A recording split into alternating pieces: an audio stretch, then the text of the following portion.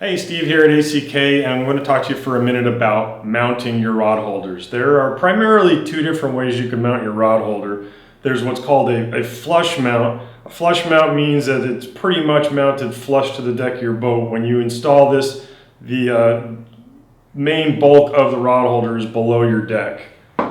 Or there's a deck mount, or what might also be called a surface mount. This here is a Scotty deck mount. It mounts on top of the deck of the boat. It also has a feature that allows it to be mounted, side mounted to the gunnel or side of the boat, depending on the situation.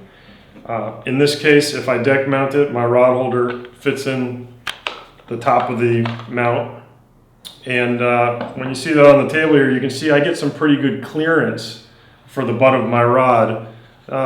Works just as well, and the same from a gunnel mount. Mounted on the side. Might give me a little more space for the butt of my rod inside the boat, so that might be a consideration for a side mounting feature.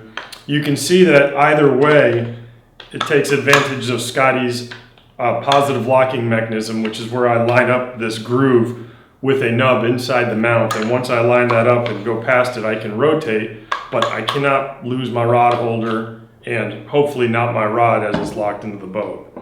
The surface mount works exactly the same way. We're looking at a Scotty surface mount. It also has the nub inside it, so the rod holder mounts inside it. The surface mount is usually better for situations where you're mounting a light or a fly rod or a rod that doesn't have a long butt extending out of the back of the rod holder, because since you are surface mounted, you could potentially have a problem of clearance when depending on the angle of your rod mounted in there. There's also these railblazer mounts, which act as a surface or as a deck mount. It comes with a couple of different options that you can put on the bottom here, but it can be submerged into the deck of the boat, or it can be mounted on top of the deck of the boat just by adding a bezel ring.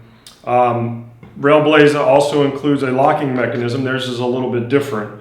Theirs has I guess I would call it a switch or a button, and by operating that slide, I can control whether or not my rod holder is inside or outside of that mount. None are necessarily better than the other, but they all serve many different purposes. Hopefully this has helped you to decide what kind of mount you're looking for. If you have any other questions, just shoot us an email, customer@austinkayak.com. Thanks a lot. We'll see you on the water.